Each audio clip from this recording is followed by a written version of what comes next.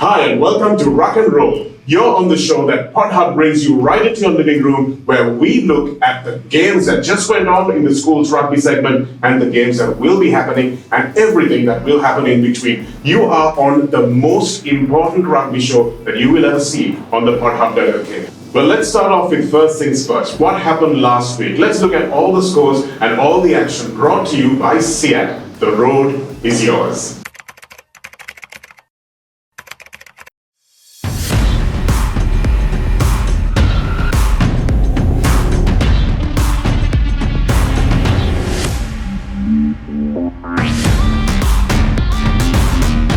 SIAT Car Radials. The road is yours.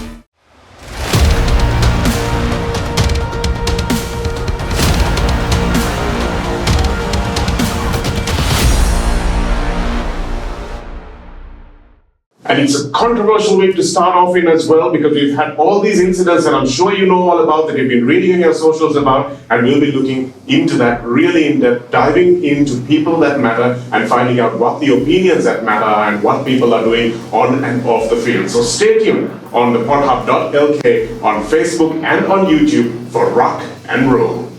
Our first match was on Friday, and that was on Havelock Park. And what was important for that game was DS, who are completely unheralded in A Division rugby. Maybe not completely, but over the last maybe 2 or 3 years they've been building up. And this year is set to be their breakout season, where they really take everyone by surprise. And they've had an unbeaten streak so far. Could they keep that unbeaten streak alive at Havelock Park against the travelling St. Anthony's? Now, St. Anthony's coming down to Colombo for about the third week in a row, and that's a lot of travelling for them. They played against St. Thomas's, they went back home and came all the way back down for a Friday game against DS, and that was always not going to be easy for them, and that's why they conceded 5 tries. But what's interesting to note is, of those 5 tries, about 4 of them came from the DS rolling maul, and that's something that's important for us to take stock of, because DS had some outstanding backs last season, and they've lost a couple of those guys. They've graduated, but now what they're doing is they've made sure that they've moved to this big forward pack that has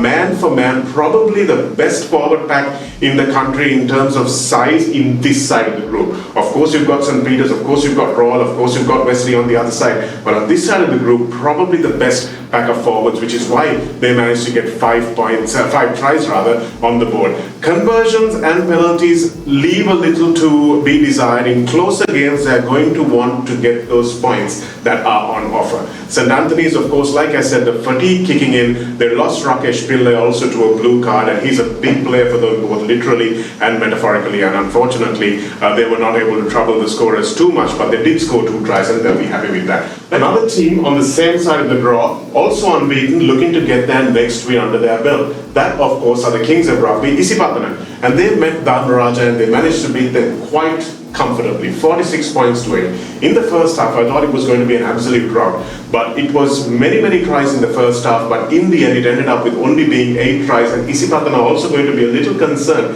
Salia Kumara needs to have a look at his kickers and find out whether they can convert more of the tries that they're going to be scoring, but really fluent, outstanding work. They lost a couple of players in the second half, but really brought down to earth in that second half by Dharmaraja a little bit. Maybe it was by Dharmaraja, maybe it wasn't so much by Dharmaraja, but they were really brought down to earth in that second half. So let's analyze that game in a little bit more detail later on as well, because there's a bit of controversy surrounding that as well. But 8 tries to 1, a convincing victory, and Isipatana looking really good and looking like they're playing well within themselves, and that's something that everyone else has to fear.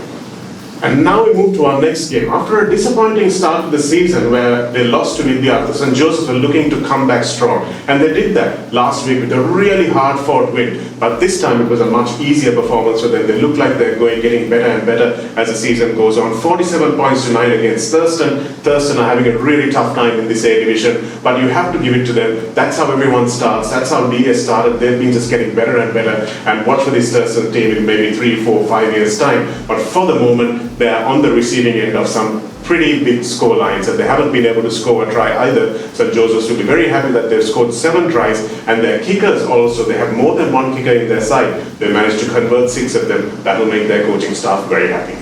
Next is the game that I was really anticipating something big happening at the Bumblebee grounds, but it's a very difficult place to travel to for visiting teams. Wesley started off that half brilliantly. They scored first, but unfortunately they had 2 yellow cards in that game at really crucial moments. And what did St. Peter's do? They exploited them completely. Some outstanding distribution from Yumit Chehara. I thought he was outstanding in the backs. And it was really a man-for-man game because the St. Peter's backs were just able to exploit the smaller size of the Wesley players. And also when they lost their fly half and their fullback, things really didn't go well for them. But Wesley went in with 2 tries in the first half. Unfortunately, they couldn't trouble the scorers in the second half. St. Peter's will be very happy with that. They get their bonus point, which was something that was looking a little sketchy at halftime. But also, once again, Yumit Chehara is converting. He got a big kick at the end with that penalty. But apart from that, they will be looking for a little bit more consistency from their kickers. But all in all, St. Peter's underlining their favourite stand. From the defending champions, we're now going to move to the title challengers, Royal College. Of course, this is the biggest pack probably in the competition, and it was going to be interesting to see how they go against a smaller, nippier team like Zaheer College in the Maradana grounds, which is also a difficult place to travel to, and also is a very hard ground. So it was a mudfest up in Nithavala, and the Royal forwards just absolutely loved that. They smashed those with the other forwards every minute of the game. But on a hard ground in sunny conditions, it was going to be a different game altogether, but they adapted well. They got their bonus point, and at the end of this match, they ended up 34 points to 7, and they scored their 5 tries. Zaheer, unfortunately, were not able to score as much as they would have liked. They managed to get a try on the board, as did Vidyartha, and that would probably not please Coach Dushant Leuke because he doesn't like his line being crossed. He prides his teams on defense, and he did concede a couple of tries to Vidyartha. He did concede the try to Zaheer, and that will be something that he will be certainly working on in practice. And that's the breakdown for you, Royal, with 5 tries. Nabil Yahya back on point with his conversions and getting a penalty over as well, and Zaheer just a solitary try and conversion in that game.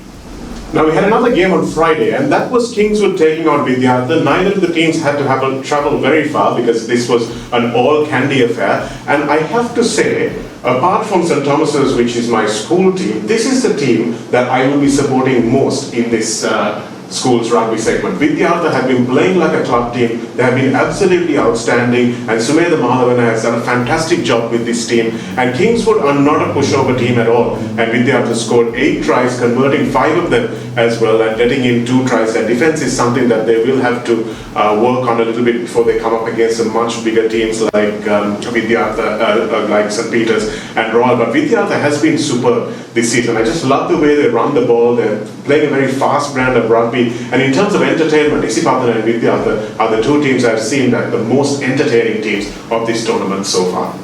The final game we're looking at today is, of course, the one that sparked the upset. I say upset because I thought that Science College was going to win this one easily, especially because they were going to be at home. St. Thomas's hadn't really impressed. They played well against Trinity in the first half, ended up losing that game, and they played pretty average against St. Anthony's, and St. Anthony's ended up losing that game despite scoring some entertaining tries. But I didn't think that after their good performance against Isipatana, losing that game just by 10 points, I thought Science College will pick themselves up for their Mount Lavinia opponents, but they didn't.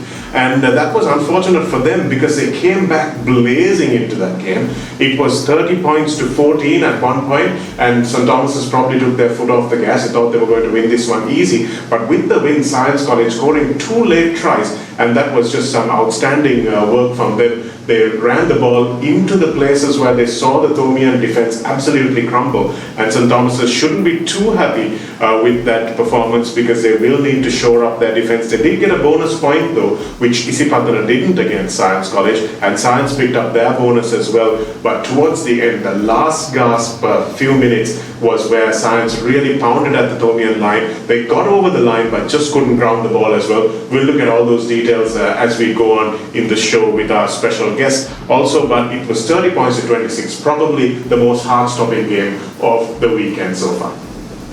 The final game that we're looking at, the result was Trinity versus Sri Sumangala, 49 points to 14. Sri Sumangala, one of the new entrants to the A division, and they're finding going a little difficult. Trinity started off with a big win in the Canada RSC Seven Trophy against the Thompsons in the first week, and then suffered their first loss to DS in their entire history. So they needed to bounce back and keep their morale up, and bounce back they did. 49 points to 14. They scored 9 tries, but once again, the kicking will be something that concerns Fazil Marija and the rest of the coaching staff, because they will want those tries converted. If you're scoring 9 tries, that's 45 points right there. So that's something that you've got to make sure that you're getting the best out of. So that means you leave, they've left 16 out of 18 points on the park there, or 14 out of 18 points on the park there. So that's something that they will really need in those close games when the scores are going to become much tighter. It's something that they're going to have to think about and start working on from right now.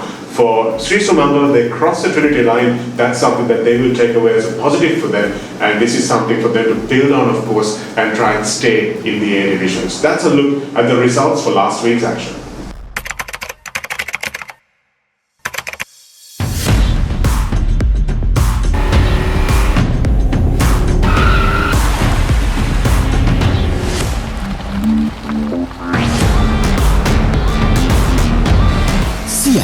Radials. The road is yours.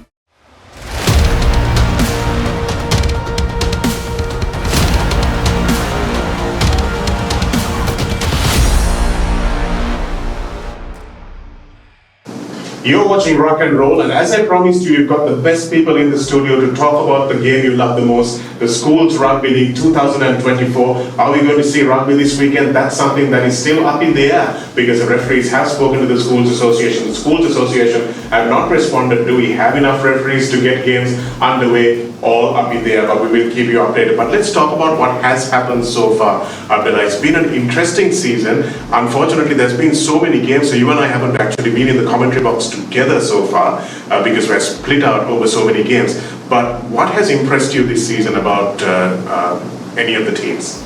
Yes, well, I think the usual suspects seem to have dominated from the outside. It's St. Peter's, it's Royal. From this side, from the other group, you have to say Isipatana. And probably the surprise package thus far has been DSM and Lankas, the way they have gone about their things. The slightly disappointing aspect has been the newcomers. They have definitely struggled. Thurston, Sri Sumangala. So let's just hope as the season goes, they will just be able to acclimatize with the pace of the game and just find their feet, because at present they seem to be struggling. And also to a certain extent, what hasn't helped their cause is they've had to meet the top teams, the top seeded teams early on. So maybe as the season progresses, they'll meet teams which are of more or less similar strengths, and we could see a better performance from them.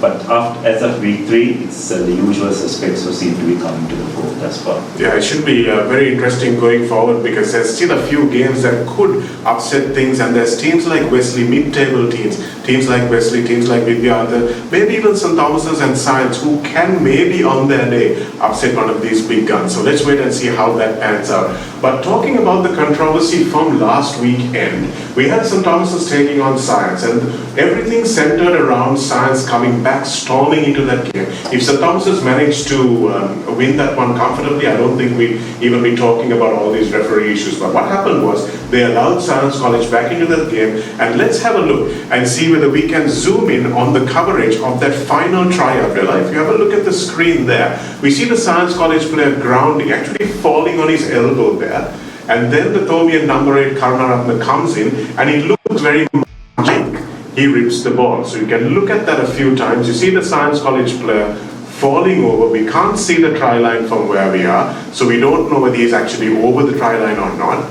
And then the Thomian defender comes in, looks like he might have ripped the ball. It doesn't look like there is anything clear there. So Abdullah, what we can say for certain, what we can say absolutely clearly, is that nothing is clear.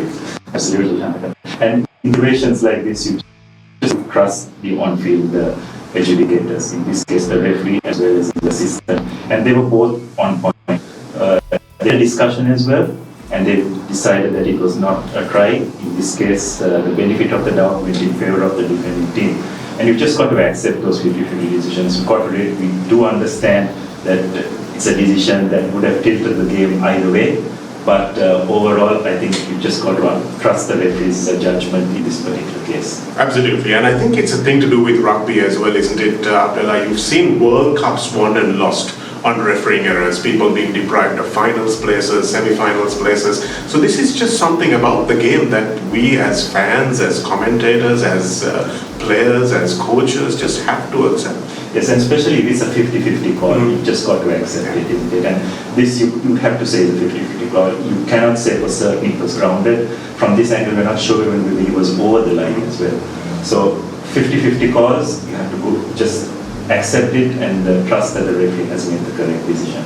And the referee was on the spot. He had the best view. If he didn't have the best view, his assistant referee had the best view. And almost certainly, if we can't tell on the screen, looking at that from a camera angle and slow-mos, then certainly biased spectators in the grandstand are certainly not going to be able to make a better decision than this.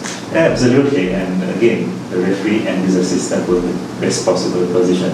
And also, another you've got to remember is it just happens in the split of a second, isn't it? So you just got to accept the decision. Yeah, and unfortunately the lack of ability to accept that decision has brought us to a really difficult point in this season so far. We'll talk about that as we go along. Whether we will have games to look back on next weekend is something that we'll have to think about when we look at what the Schools Association thinks. But there's also a different way to address this. Yes, there's been a perception out there, Abdullah, that well, I hate to say it, but some of the social media commentary has been to the extent that, yes, well, these referees deserve this.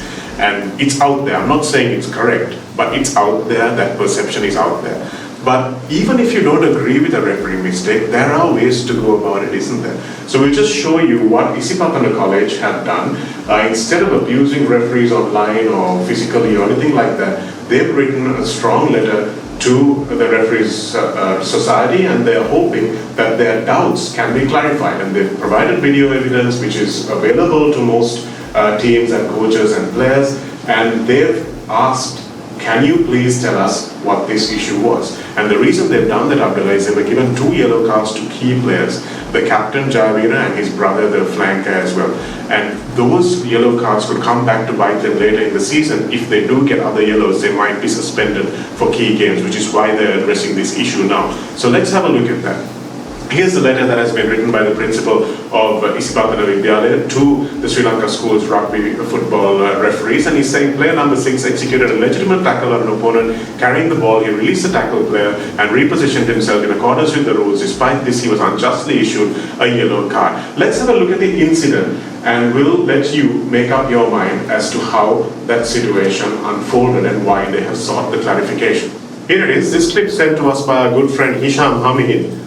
And number 8 breaks away for Dharmaraja. Number 6 tackles him, and he's out of there in a flash, repositions himself behind the ruck, and you've seen number 11, Green from Isipatana with the headband, who goes in and tries to effect the steal. But before you know it, number 6 has been shown his marching orders, and then before you know that, his captain is following him to the bin. So if you can have a look at that replay, Abdullah, the referee seems to think that he didn't get out of the way in time, but he watched the tackle and watch him roll quickly, and he moves towards the touchline, east to west as they describe it, and then the Isipatana Jackala is with a good body position as well.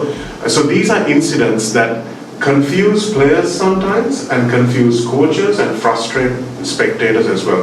But this is the way to seek clarification, isn't it? Absolutely. I think this is the 100% the way to go about it. I've spoken to many coaches as well and asked them why they don't follow the same process. The feedback I tend to get is there is no point, we don't get any reply from the referees union.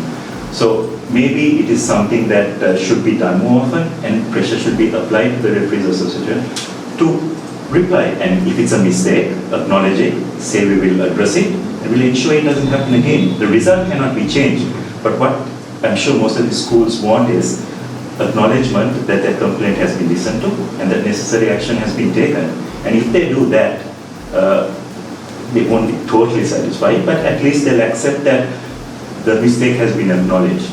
And that is probably the first step in this process. Yes, so that's something that the Referee Society can do to distill the perception that people have of the referee society being completely non-transparent and somebody that nobody can access and who will not listen to any criticisms of them. So thanks very much to our friend Hisham Hamid who shared that video footage with us, and we encourage you also to please share any footage, any questions you might have in terms of the laws, in terms of any clarifications the referee society may not provide it to you. We can use what little expertise we have and try to provide you with answers for those as well. Because as you say, Abdullah, exposing it on shows like this and making sure that the wider public knows that this has been inquired, as at least a request has been made, someone's going to ask later on, okay, what's the reply you got to this? And that's the way transparency grows in this whole sequence, isn't it? Absolutely, and you're forcing the referees association to do their part as well,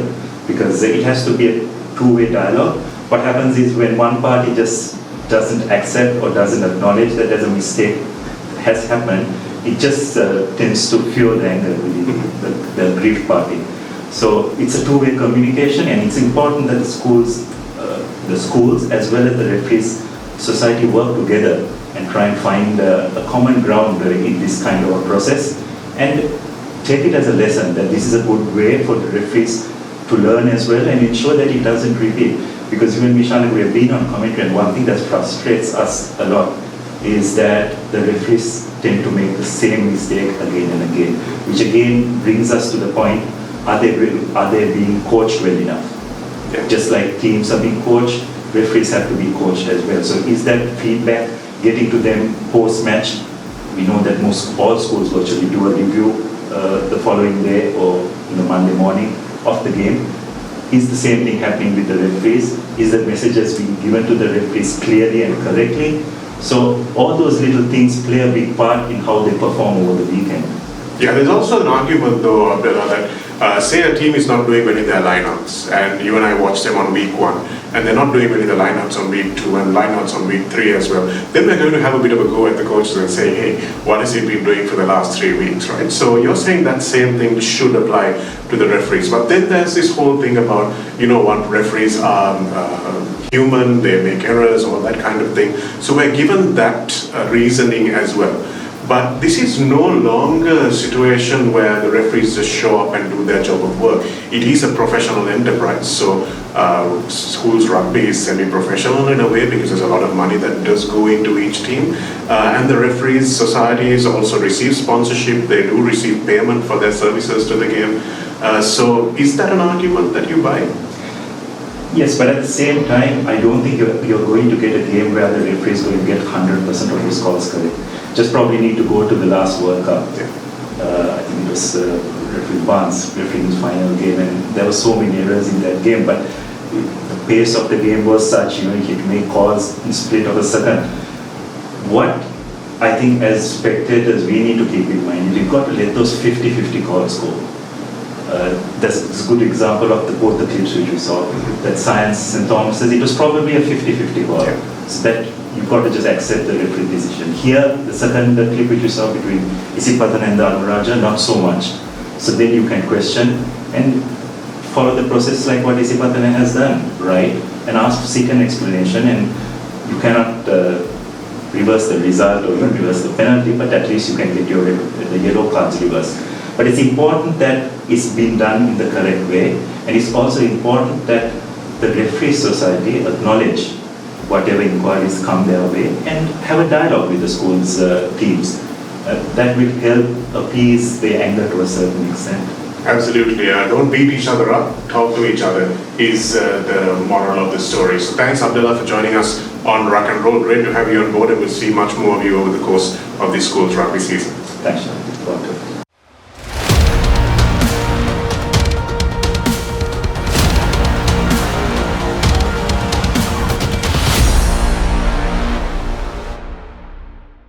You're on Rock and Roll, and we told you we're going to be speaking to the experts, we're going to be speaking to the people who know exactly what's going on in the world of not just schools rugby, but in rugby in general. We have one of those people very exclusively online with us right now, and that is, I speak of none other than Mr. D Roy Fernando, who is a household name for any rugby fans in Sri Lanka. You will remember him on the field as a referee. Some of you may even remember him as a player if you're from that generation. But we're going to be talking to you about the controversies that sped up last weekend at the St. Thomas's versus Science College game at the Air Force grounds. Firstly, Dilo, just to ask you from the Sri Lanka Rugby Referees Society, how are the referees doing? Have they been discharged? Are they doing okay?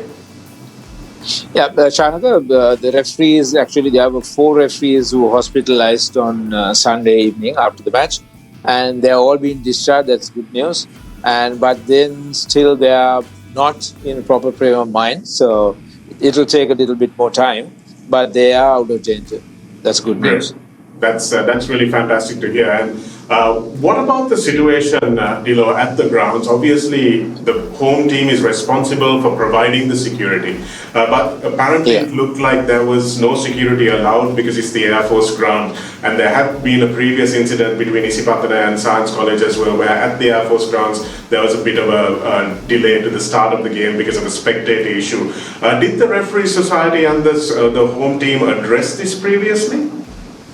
It's like this, Shanaka. No, I'm not speaking as a committee member of the referees. I'm only the trainer of referees with World Rugby and also in Sri Lanka Rugby referees. So my personal opinion is actually schools, rugby association and the home team should take the responsibility in arranging the security, and also it's a responsibility of the match commissioner more than the referee, because we have taken the role away from the referee. Good old days, it was part of referee's responsibility, but now referee has to do a lot when he manages the game. So now the referee it's a match commissioner who has to work with the home team, the security manager, and also the manager or the master in charge of that particular team. So when we asked the match day commissioner, what he said was the host team, Science College, gave a letter of undertaking saying that they have got plenty of security staff there. But also, as you said, Air Force grounds, they do not allow outside security. This is what Science College have said. But for some reason, Thurston College, we understand, had security personnel for their home game at the same ground.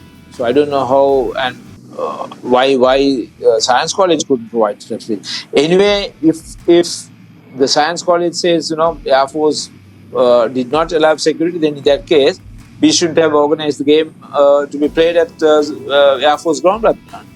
Absolutely. And, as an educator, as a trainer of referees, what is the World Rugby protocol if there is not adequate ground protection for the people involved? Maybe it's the referees, maybe it's the players, maybe it's the spectators. If the conditions for starting a game are not there, you're saying the match commissioner is the person who should have taken that call. And who is the match commissioner? Who appoints the match commissioner? Who was he and what was he doing on that day? Yeah, actually in Sri Lanka, we only do have 3 World Rugby qualified match commissioners. So the school's rugby masters, they appoint the match commissioner. So I told them they can't call them match commissioners since they are not qualified. But we did run a 3 hours training program. After pushing them, they agreed to undergo a 3 hours training session. And the match day commissioner's course, proper one, it takes 2 full days. But then they said they only can join the meeting for a few hours. And then we did a basic program of 3 hours for them. But they are not, in my opinion, they are not capable of handling a big game, because also one of the requirements from the World Rugby is for you to be a match commissioner, match day commissioner or match commissioner, you need to be thorough with the laws of the game, at least, the ground management, and then also the technical zone management, all those things need to be done. So for Sri Lanka, the sighting or match day commissioners, something new, also match day doctor, which are newly the introduced one from the World Rugby. It's a newly World Rugby would have introduced this 10 years ago. Asia Rugby has introduced 5 years ago, but Sri Lanka is still far behind. What they say is if they have all the personnel, they need to pay money. So Schools Rugby Association said we do not have enough money. So I don't know then who has to put down money, because as you said earlier, Shanaka, the players, the home team, the visiting team, the match officials and the spectators are all responsibility of the home team. So when you organize a match, you need to be responsible for all of them. And at the same time, World Rugby the manual, the tournament rule book of schools rugby also has copied the World Rugby protocols of the guidelines. Everything says the home team is responsible in covering security for the visiting team and the match officials.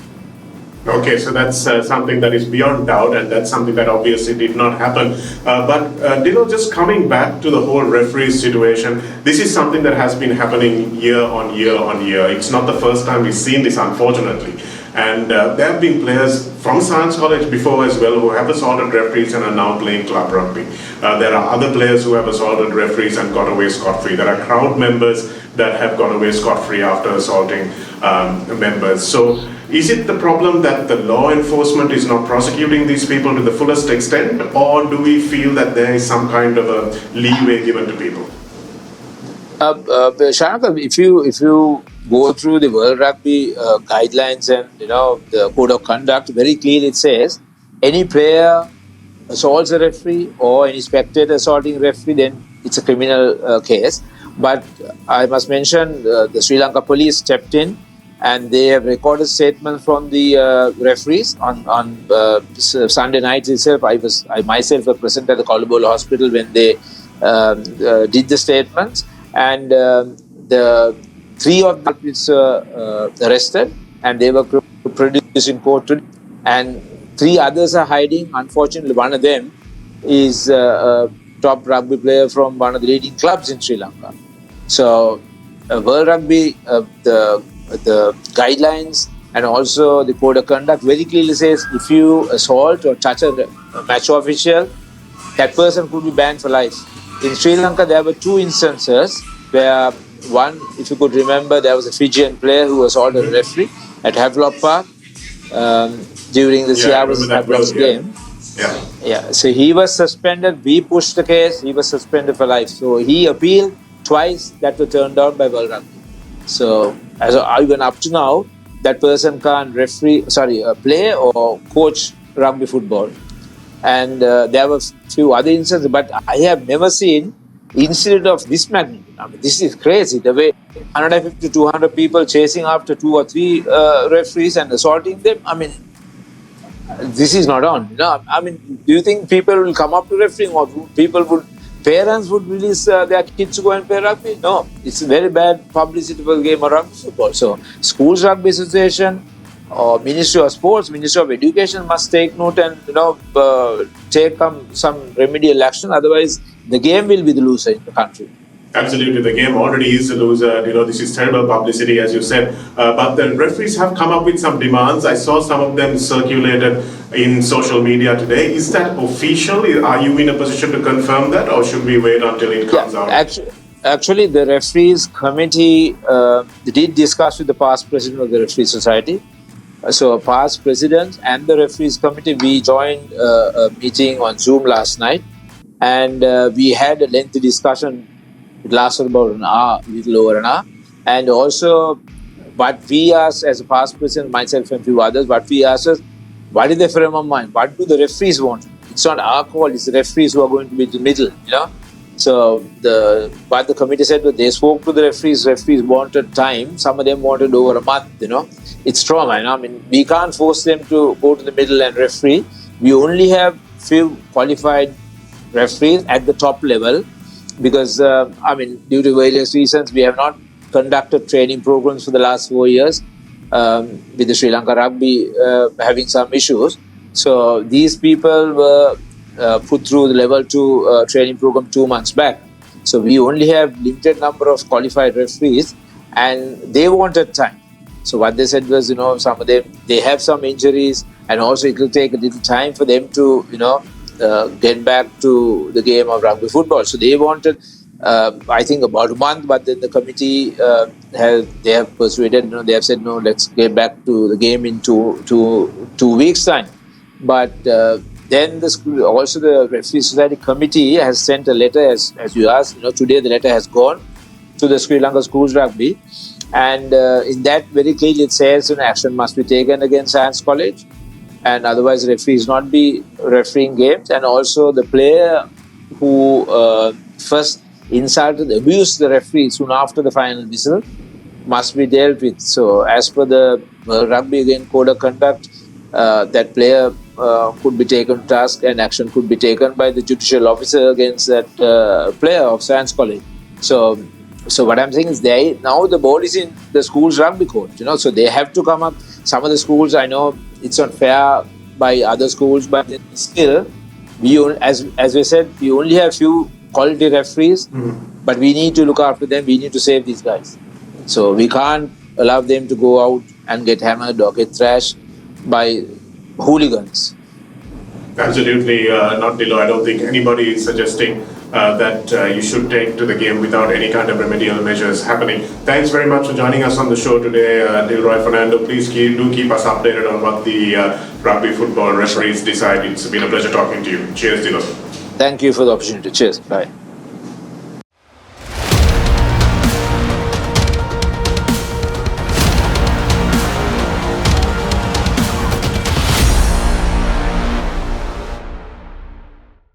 After the third week of action. We have Isipatana, who are sitting pretty at the top there, and DS Serenayaka also had 3 wins on the trot. So both Isipatana and DS unbeaten at the moment. Trinity have lost their 1 game to DS, and St. Thomas's have lost their 1 game to Trinity. Science College, surprisingly, I expected them to be ahead of St. Thomas's this season, but they have lost to the Thomians, and they have 2 losses, as do Dharmaraja and St. Anthony's and Sri Sumangala still to get off the mark, although St. Anthony's did manage a bonus point in their match against St. Thomas's. So Isipatana and DS Serenayaka look highly primed to be the top 2 teams in this Group 1A, and only if Trinity can manage to really get their act together will they be able to challenge for those positions. Trinity versus Isipatana, that becomes a really, really important match, especially now the way the table is looking up. We'll look at that match much later on in the week. So let's move on to Group 2A and look at how the more difficult side, and no disrespect to Group 1A, but Group 2A really has the top teams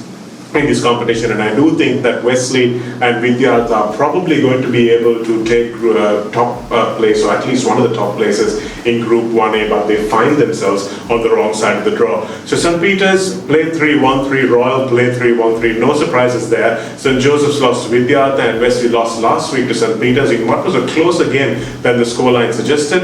Vidyarth also have lost that 1 game to Royal, so that match against St. Peter's becomes an interesting game for them, because there's a lot of good one-on-one runners. Karan Pereira coming up against Yushiro is something that I really want to see. And then Zaheer, Kingswood and Thurston are bringing up the rear. Unfortunately, neither of those teams have managed to win a game yet. So that's how the tables look, and we'll be looking very closely at how those tables look in the next week and the week after that as well, because there could be some topsy-turvy results coming your way. You'll be updated, of course, on Rock and Roll.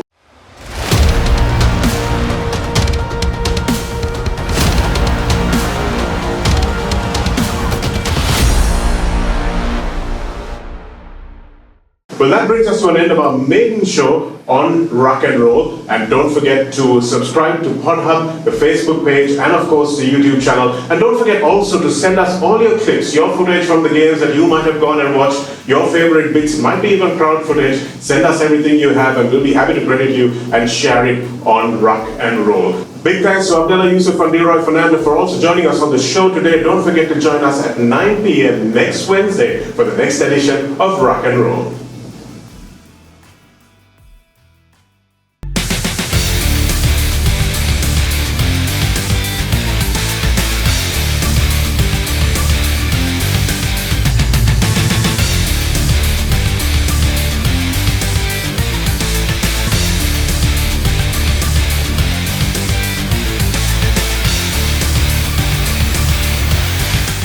Rock and Roll.